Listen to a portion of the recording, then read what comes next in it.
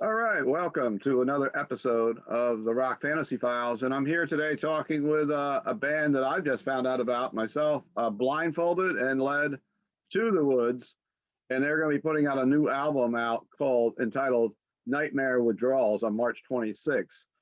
Welcome to the show, guys. Would you like to introduce yourselves? Hey, yeah. G'day. How you doing? I'm Stace. I'm the vocalist of Blindfolded and Led to the Woods. Kia ora, hello, my name's Ben, I'm one of the guitarists. Excellent. And where are you guys chatting with us from today? Christchurch, New Zealand, South Island of New Zealand, right down the bottom. Okay, great. What are things like in your country right now with the pandemic? Are you guys able to play gigs or, and anything like that going on in New Zealand right now? Yeah, it's cranking here. Oh, it is. We actually handled the pandemic pretty well as a country. Last year we had like a 6-week lockdown, which was pretty tight. When we only had like maybe 20-30 cases, and wow, I think our like peak cases at one time was only like 300 or 400, and within no time we've kind of just got back to gigs and festivals and whatnot. So in New Zealand we can tour, we can play shows. There's no restrictions currently. If like a couple cases pop up in the community, like we've got 0 at the moment, but if a couple cases pop up, then they just will kind of put different areas of the country into different levels. Might limit your gigs to 100 people or something like that, but it's pretty good so far. Yeah, knock on wood is just the opposite with some folks that I talk to. In the U.S., we still have a lot of limitations. There's no concerts, there's nothing like that going on. In certain states there are, but not here where I'm talking to you guys from just about 60 minutes north of Manhattan in New York City. So to our viewers that have never heard your band, what can you tell them about it today?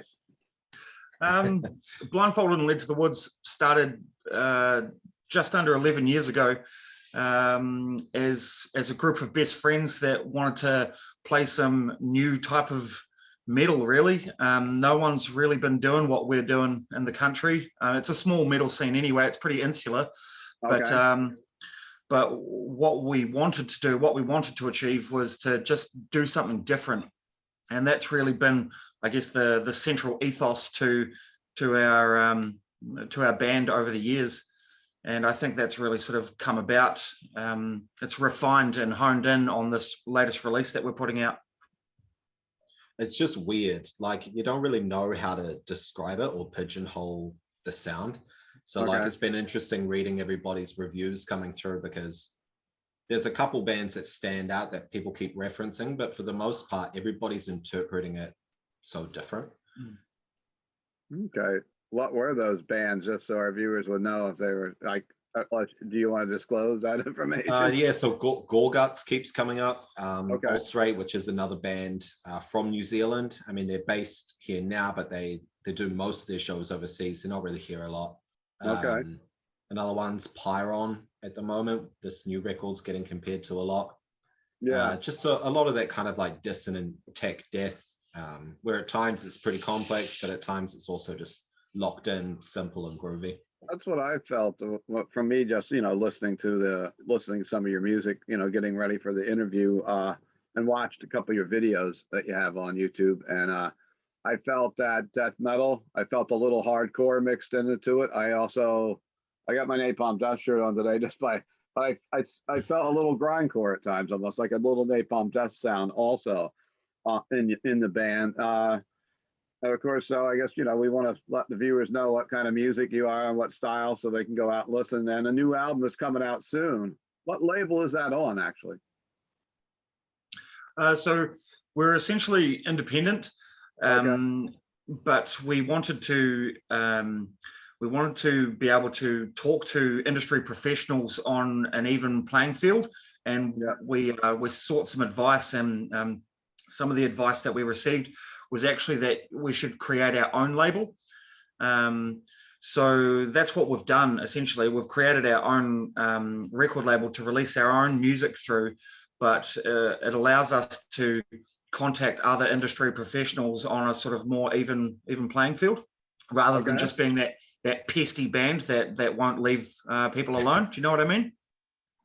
Okay. And is the music available to you do have some videos and some music on YouTube. And if someone wants to go out and buy this album, do we go to your website to have it, to purchase it? Is it getting pressed on vinyl and on CD?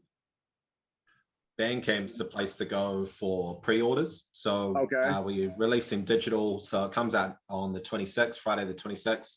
And we've got pre-orders for vinyl as well. So we're not printing CDs at the moment. We're just doing a short run of vinyl, and we'll see how we go, really. Excellent. And what can you guys tell us about the new album? Maybe you can describe, maybe talk what the meaning behind the album is, or everything else that goes along with it, I guess. It's a 10-track album.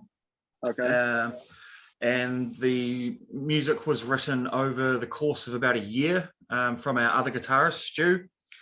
And he'll generally write the backbone of a song, and he'll send it out to all of us, and then we all learn our bits and sort of come together at band practice and add our own flavors to it, and sort of we'll create a song like that.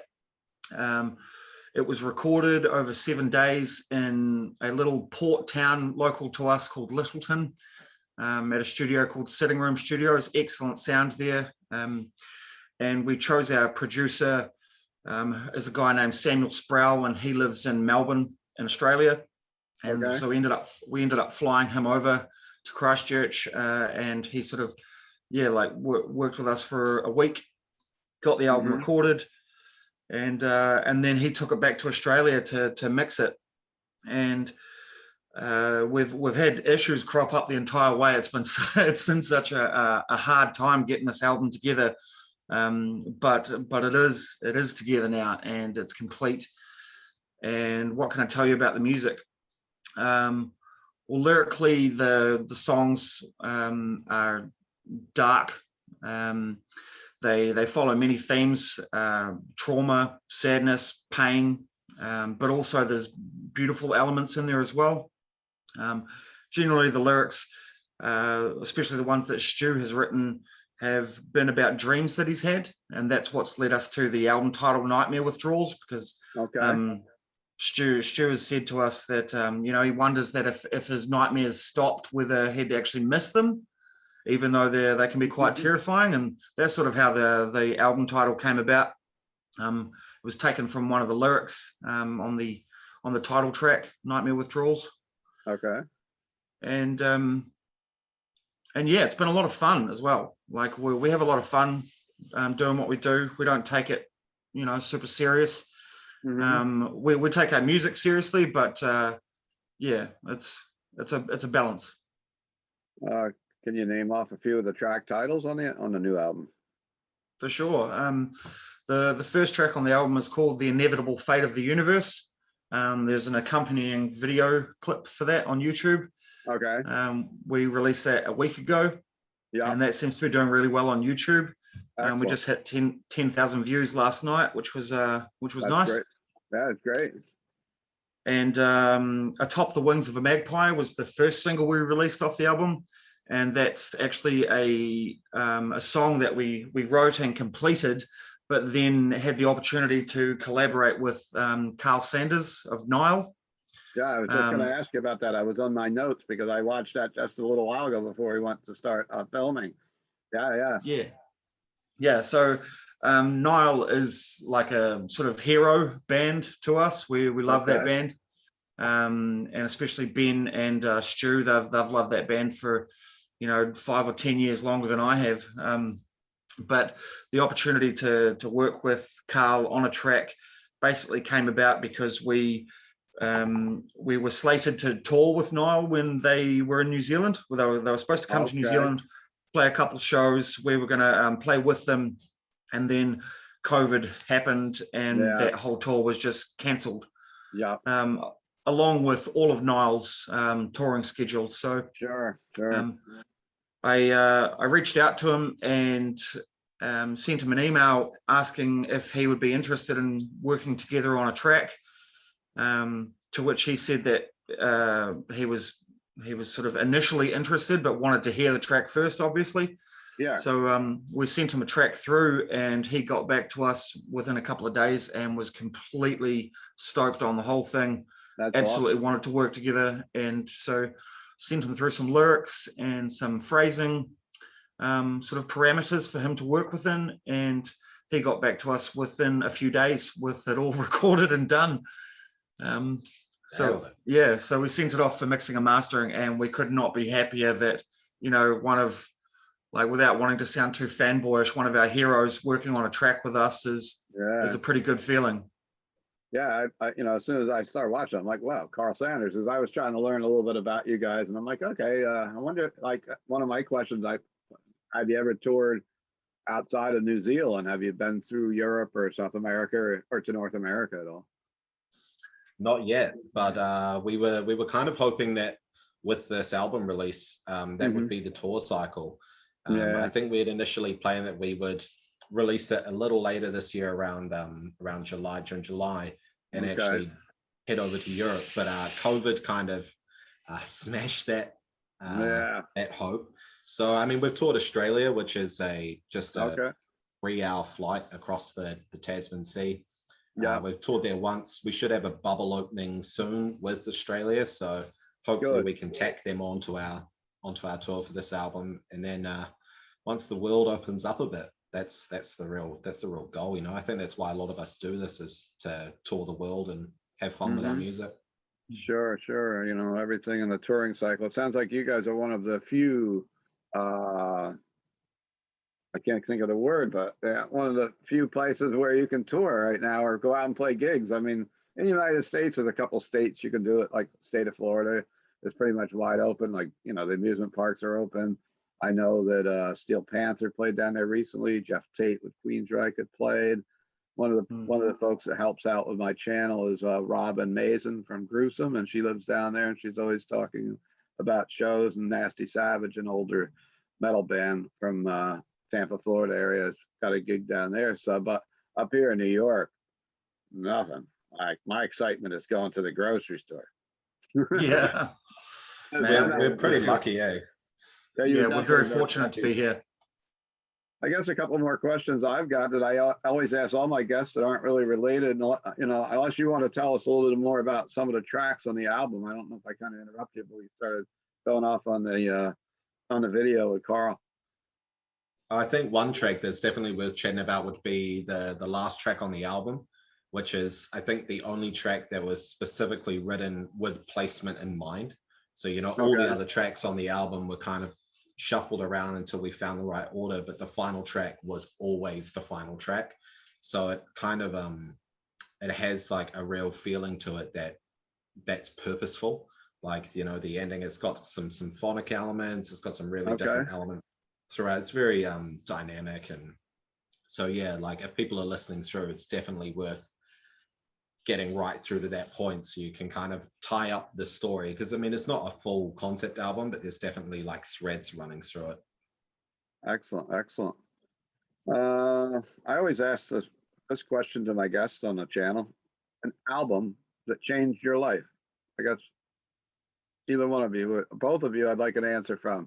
Like, you know, it could be metal, it could be anything else, something that, just an album that got you into extreme music or into metal, or, you know, I mean, some people even say something that isn't metal, but I figured something interesting just to find out a little bit more about you guys. I think the first kind of like music that had a little bit of edge to it that I listened to full album wise, that really like I dove deep into, would have been NoFX, So Long and Thanks for All the Shoes, which it's not a super well known album of theirs. I don't know how I come across it, but that was kind of my step into heavy music. Before then, everything was just kind of pop music. As heavy as it got was maybe Alanis Morissette. So yeah, NoFX was definitely the kind of dip my toes band. So what about you, Stacey? So the first sort of extreme metal band that I listened to that sort of grabbed me and stuck with me the album specifically is None So Vile by Cryptopsy.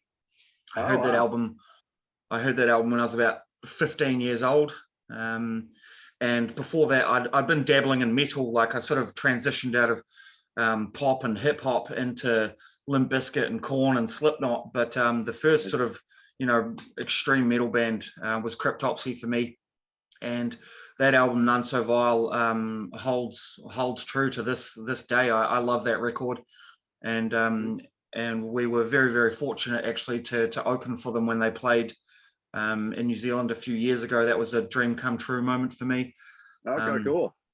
But yeah, I credit that record, None So Vile, as being the turning point for me with extreme metal. What is the metal scene like in New Zealand? Is there, you say at the beginning of the show, I think you mentioned there wasn't a big scene for metal there, but it sounds like you do get some of the, the national touring acts coming into New Zealand. So yeah, we have a guy that lives in Wellington, our capital city. His name's Ben, and he runs a sort of like a dive bar for that lets all the metal bands play there in Wellington. And he also runs his own touring company called Valhalla Touring. Big shout outs to Ben, because he's a great guy and has helped us out a lot with giving us opening slots for bands. But he essentially brings all the metal bands to New Zealand. So if there's a big metal band coming here, it's coming through Ben. And Ben, what he does is he sort of piggybacks off on direct tours in Australia. So all the big metal bands will come down through Japan and Asia into Australia, and then Ben here in Wellington will piggyback those and get them to come over for a show or two. And so that's how we get the big metal bands coming here. We get them in like the midweek slots, so they play the weekend shows in Australia, and then during the week when they can't, there's no point in playing Australia, they come over here for the smaller shows. It's kind of like how we are with New York City, and I'm up in between there in Poughkeepsie, and we'll get like the secondary, some of the opening acts will come up, where the bigger acts will stay in the bigger city. But yeah, it's very similar, but we're only an hour drive where you're a 3-hour flight, so it's a little different, right? Yeah. Other than that, just our local metal scene, there's a lot of bands out there. The scene's pretty healthy at the moment. We have like a forum, and I just literally asked on the forum a couple of days ago, like, what releases are we looking forward to this year from New Zealand bands? And there's probably about 60 or 70 releases that are coming out this year just from metal bands alone in New Zealand.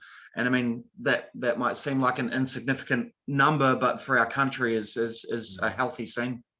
It sounds like you have more than around my area right now, because our scene, like right in my town, used to be very big in the 80s and even in the 90s, and it's really quieted down. I mean, of course, there's a bigger scene in Jersey and Manhattan and whatnot, But yeah. What are There's some of the Go ahead. There's heaps of like crazy bands here that just nobody really knows, because they're all just like stuck on this tiny island in the bottom of the world. But it's just so healthy though, man. There's like really good dissonant kind of tech death bands. There's really good kind of stoner rock bands. Just every kind of pocket of metal. There's like 1 or 2 bands that are really killing it. Cool.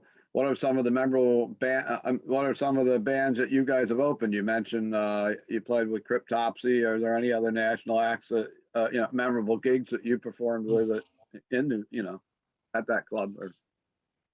We've toured with Revocation. We did Dillinger Escape Plan's last tour. Nice. When they came through, and we've played with Cattle Decapitation. Cool. We've played with Aborted twice. Sepultura. Yeah, we opened for Sepultura to a sold out show. Death Angel, I think, played that show as well. Death Angel. Death Angel. Will Carroll's a regular on my channel here. He helps us out a lot. So if you guys like Will and Death Angel, Will does a lot of our band panels, and great friend, and thank God he defeated the COVID, because he was real touch and go. At this time last year, it was in my memory feed that Will, friends were writing, and Will was in the hospital, and it was he got put into a coma and everything else. But wow. Yeah, he was a really nice dude, actually. He is. at the show. It's amazing. Some of the bands you've mentioned, like Aborted and Cattle Decapitation, have all played. We used to have a club down the street from my record shop. I have a record shop here in Middletown, and that's one of the reasons I started this channel. Was we were on full lockdown during the pandemic, and we launched a e-commerce for rockfantasy.com to help with the store and just do, and we've got, some of the same circles, some of the same bands played right here in town that played with you guys in New Zealand. So it's a small world, the metal community, even though we're so far apart, Mm. Yeah, we're pretty lucky to get him here. Like 10 Yeah. years ago, it was very rarely you would get a metal band in New Zealand, Oh, let really? alone an extreme metal band. So Do you get it's good to like see. arena type shows? So someone like Iron Maiden come there, or the Yeah. bigger bands too? Oh, they do. Okay, so you get to Yeah. see the bigger acts too. All right. I mean, Yeah, I Metallica's been here a couple times in the last 10 years. Iron Maiden's Okay. been here twice, I think. Black Sabbath had some big shows. Our country's small enough that I actually just ran into Iron Maiden actually at the beach in our city. Yeah. So they came through and they were playing on a Sunday night, and during the day they wanted to go for just get out and see the city. So they got a bus and they put a huge big Ed sort of poster down the side of the bus and stuck it on, and then they went for a drive out to the beach, and I just happened to be driving by at the time and I saw a big crowd, and so I walked over and sure enough there was Bruce Dickinson and the guys, and I just went up to him and shook their hand, and that's sort of how it goes here in New Zealand. You can just run into people because it's that small. That had to be a really fun afternoon. Yeah. Is there anything else you'd like to add to the interview? I think we're getting around the end of the time slot. I'm not sure if you're hopping on another interview at 5:30 or not. No, we're not at all. It's 10 a.m. in the morning here on Saturday, so we're just waking up and having morning coffee. Yeah, it's Friday evening here. When I get done with you guys, I'm going to go make some dinner. So yeah. But really, thank you for giving your time to the channel, and hopefully some people reach out, and I will put some links to. I'll put some links to your Bandcamp in the description and your Facebook page and whatever else you would like me to add. We will put in the links. So hopefully our viewers will check you guys out, and I wish you guys all the luck in the world, and hopefully we get to see you here in North America when this black cloud flies by and gradually moving away. I got my fingers crossed, Hi, thank you very much for your time, mate. We really appreciate the opportunity to have a talk with you, and we'd love to come over and play the States one day. So maybe we'll be in your neck of the woods. You never know. Come check us out. And this is Rock Fantasy Files, of course. Please like and hit subscribe if you want to check out any new episodes. You'll be set up to check them out as they come out. Tomorrow I will be sitting down with Mia Winter Wallace from Nervosa and Abbott, and also Diva Satanica from Nervosa, and also Bloodhound. We're going to be sitting and talking about the latest Nervosa album, Perpetual Chaos. We had the new episode based on the new wave of British heavy metal, which will be debuting on Monday, that has various members from that scene, from Diamond Head, Grim Reaper, Venom, Ink, and Raven, that'll be on the show. And today we're debuting an episode with Paul, the drummer from Cannibal Corpse. So we've been busy putting out content on the channel, and I hope everyone's enjoying. And please support these bands. Buy some records, buy some shirts, do what you can. Everybody's laying down and can't do anything right now, so we can just support each other by talking about what we love, heavy metal and rock. All right. Thanks, guys. Thank you very much.